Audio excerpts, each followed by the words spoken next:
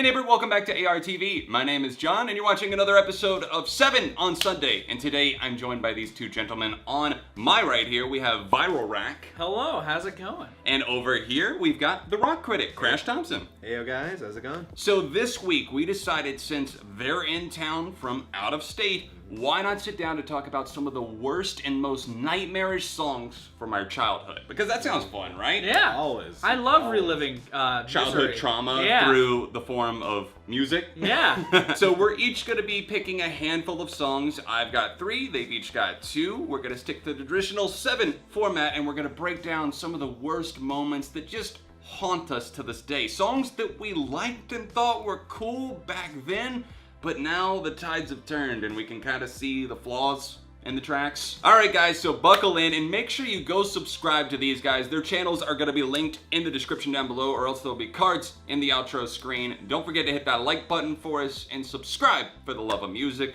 Let's get started. It's been a couple months that I've been single, so you can call me Travis Claus minus the ho-ho. Get it? I'll probably visit where Katrina hit. Alright, I guess I'm up first. So, Billionaire by not only Bruno Mars, but also of Gym Class Heroes fame. Is that a thing to say? Of Gym Class Heroes fame? Were they fame? Yeah, kinda. They were fame. They had yeah. the ba-da-ba-ba. Oh, ba-da-ba-ba. yeah. Take a Patrick look at my Stump. girlfriend. Yeah. Yeah. We got the Cupid's Chokehold band, Gym Class Heroes, but it was actually their rapper, singer, Travie McCoy. Yes. And this song is Billionaire, and it's so fucking bad. So fucking bad. Oh my Yeah. god, this song, I don't know about you guys, but I just find this so painfully cheesy It and is. unoriginal. It's one of those songs that just sits there and lists out like, oh, I would do this, and Yeah. I would do that. If I Yeah. had that, I'm gonna be a talk show host. I'm gonna dunk on the delegates with the president. Which is alright. So that's a line that sticks out like a sore thumb. Oh yeah, Like- and the Right. minus the ho-ho. Yeah. Minus the yeah. ho-ho. Like, What the there's hell even? so many bad quotables here. It's like a weird mishmash of like a Jason Mraz song and If I Had $1 Million by the Bare Naked Ladies. And also Yeah. from Jay-Z Yeah. on Umbrella Yeah. by Rihanna. It's got Yeah. such a it's a weirdly bad, boring I could have song. sworn it was made by 2 white guys. Yeah. Yeah, no. Could have sworn it's with an got- acoustic Yeah, guitar. It is like the The bongos. Yeah, Yeah. it's a potent wigwag song, man. The bongos just set it over the edge of just cheesiness. It's a song that has not aged well. No. At all, because it is so, you listen to it once and you know exactly what year that thing came from. Yeah. And then, like, literally the month it was released, it was out of date. I'm on the outside, I'm looking in. Okay, my first pick for our list here is definitely one I think haunts all of our childhoods in some form. Good old Aaron Look at Lewis. And Yeah. Fred Durst And on Fred the Durst on the remix version on the that they remix love to play on the radio. Which Yes. is the one I'm going to focus on here because that was the one that got all the radio Yeah, play. from the But Family yes, Values tour. From the Family Values Yeah. Was tour. Korn on that too? Probably. Yes, they were. Yeah. Yes, they were. Yeah. 1999's Aaron Lewis featuring Fred Durst, Outside. Me being a teenager, being a moody little new metal kid who had feelings, and Yeah. problems. Yeah. I want to talk about. I'm on the outside and they're looking in. The vocals. Yeah. And the guitar part is nothing special. It's just a 4-chord stuff. It's This there. is an open mic night song. Yes, This is an open yes. mic night song by a moody wannabe goth at a coffee shop that for Yeah. some reason is being played in front of 1 million people, and Fred Durst is there doing his Biloxi. I'm feeling them lighters, like that feeling shit. them No, lighters. you guys remember Yeah, that because yeah. that shit. Even as That's a kid, that kind of blew my mind because like. Okay, you're in a rock band. You've never seen people do the lighters? Yeah, thing? like It was Fred Durst. Yeah, it's true. I know He it's hasn't. cell phones these Fred days. Durst but- does not write ballads, you know? He's too busy okay. being mad! It's always one of those days! Damn! It's all about the he said, she said! I was Yeah, always yeah. shocked when it came on the radio at just how long it would go on. Yeah. for. Oh, yeah. Because it would be the live version. Yeah, that's. And I was like, how long is this song? That's like a 5-minute fucking song, Yeah. and nothing happens No. in it. How And long it just did keeps you be going on back the to the outside? I'm on the outside and I'm looking Okay, before we in. get demonetized.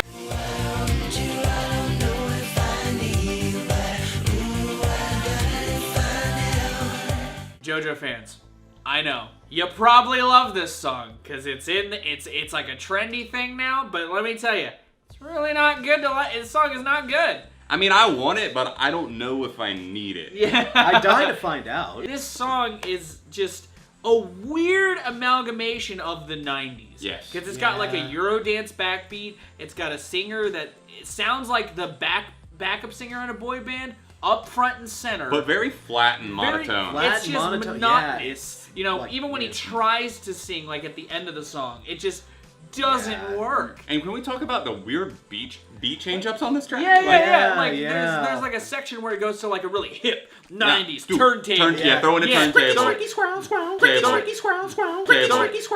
For like Yeah. 20 seconds before Yeah. going into like a new age Enya, like pure mood sounding like it's a weird song that has nothing but boring, monotonous verses and a chorus that refuses to dazzle. But when I was a kid, I loved it. I would always ask my mom to keep it on the radio. Yeah, keep playing that one, Mom. Focus on that track right focus there. on that song. So that was the shit in like '97. Yeah. Again, it's a song that's very dated.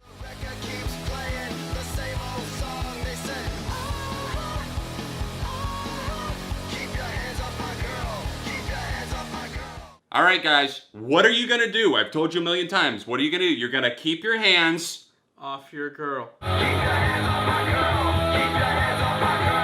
Whose girl? My girl. Keep your okay. Did you Wait, not hear wait, the song? He says okay. it about 80 times. Keep your hands to yourself. Okay. Is it keep your hands off my woman, motherfucker? Yes. Okay. That actually is the explicit version. Gotcha. Benjy and Joel Madden, the Madden brothers of Good Charlotte. In the 2007 year, we had a glorious album called Good Morning Revival. And every emo and scene kid was just going crazy, just gobbling this up. They're popping off and exploding like little popcorn kernels inside of a bag, just going nuts for this. That album was kind of all over the place. And Keep Your Hands Off My Girl is probably one of the biggest stains that I can think of from my childhood that I actually looked to and I was like, damn, this song is like so, like, they're going hard on this. He's the entire song pretty much just talking. And it's a monotone delivery, and it starts off very minimal, and they kick in some guitars, which, okay, you could argue in that favor if you like the music, but the lyrics, it's like, and the hipsters mean mugging on me all night long. What should be for the hipsters, man? When I absolutely lose it and just crack up laughing is when he starts talking about his brass knuckles hanging off the back of his chain and stuff. He tries to go real hard. Yes. Like, but without changing his inflection. Yeah, see, that's He's the problem. still It's just the flat. it's the monotone of his vocals. Well, don't forget, he's allowed to do that because he has tattoos on his knuckles. It's true. Yeah. You're allowed to do that, That's actually, if you do that. Because if you take the brass knuckles off and you're like, oh shit, he's tatted. Yeah. He's tatted. He's okay, good, guys. He's Yo, good. Johnny, he's good. Okay. Don't give him shit. You can't give him shit. Well, I mean, I'm Keep your hands off his girl, I though. can't mean mug him. Yeah. I'm Not very- all night long, at yeah, least. yeah, For not a few all night minutes, long. sure. Yeah. It's not a habit, it's cool. I feel alive. If you don't have it, you're on. I brought this up with you guys. You didn't remember it, or you hadn't even heard it. I don't think. I don't know if I knew it at all. Yeah, okay, yeah. I'll be amazed if any of you out there remember this or have heard of it. But in like 1995, this song was all over the radio for like 3 months. Not an Addict by K's Choice. Here's the thing with this song. This song got played all over the map, also because it was, well, again, it's an anti-drug song. Was it It's associated with the DARE program? I'm not sure if it was associated with DARE directly, but I heard a lot of like anti-drug, like in other anti-drug like movies, or it would pop up in some Nickelodeon specials or something like that. You would hear this as like during the very special moment. Honestly, it sounds like something that would play on My So-Called Life. I mean, again, an anti-drug song, okay. I mean, it's, addiction is a terrible thing, but this song, especially when I played it for you, the opening notes. Those vocals are just so agitating. Like it's like a bad zombie ripoff. This song is the Cranberries. Yeah, this song is zombie. If this song is just a very, very dollar store version of zombie, and the thing is, the Cranberries actually have a very good anti-drug song. Salvation. The opening bass line is just It's donking around in the background. The drums are boo.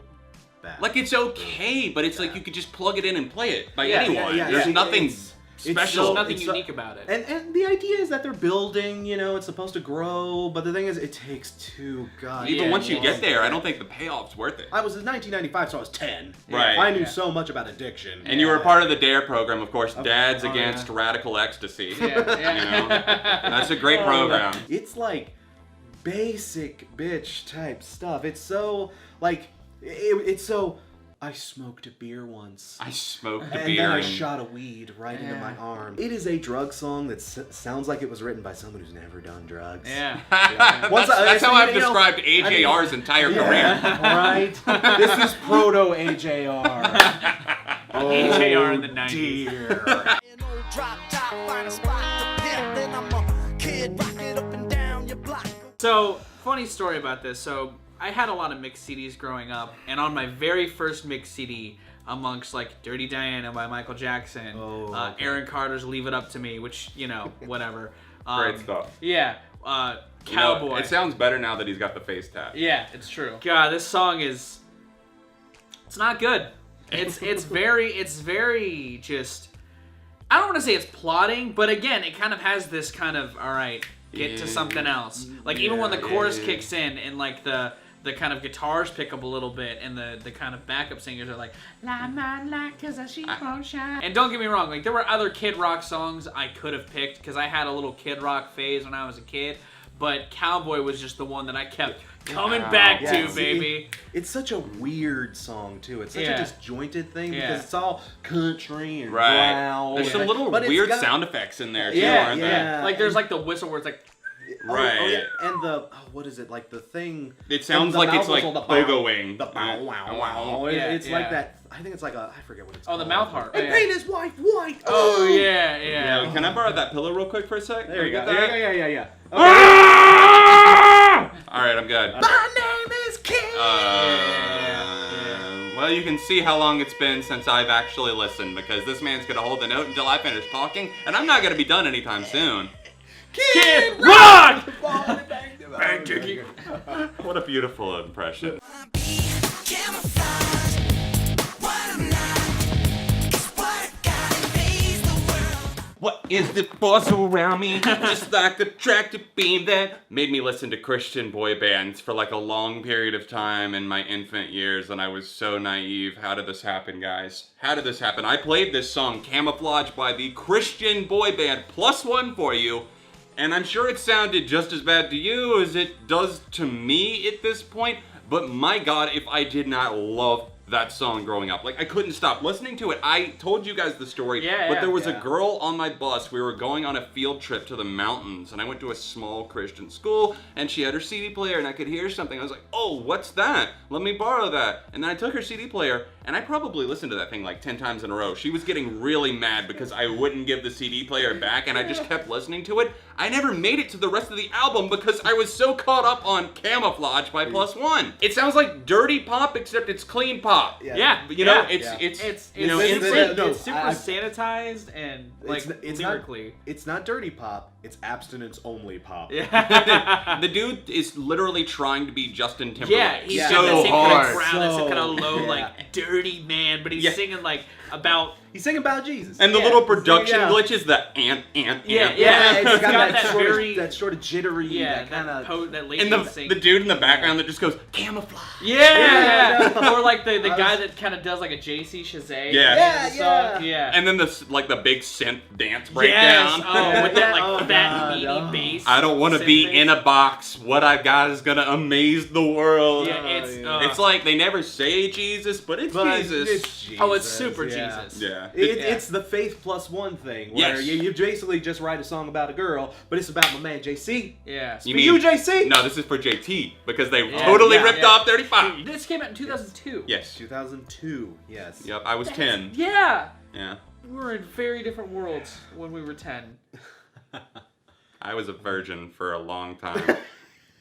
Alright guys, that's it for this episode of 7 on Sunday. I hoped you enjoyed seeing us relive our childhood memories and nightmares and trauma there via music with these 7 songs. I dare you to go check these songs out for yourself. And while you're at it, don't forget to subscribe to these guys. I've got my boy, the Rock Critic right here. And we've got Obviously ViralRak right over here too. So hit that subscribe button for both of these guys. Their channels are going to be linked in the description down below. Don't forget to drop a like on this video too while you're here. Nice. Subscribe here if you happen to be new and you know, this is your first video that you're seeing. Other than that, you can see a couple of recent episodes right here below me. All of my social accounts can be found in the description, and I will see you soon for more right here on ARTV.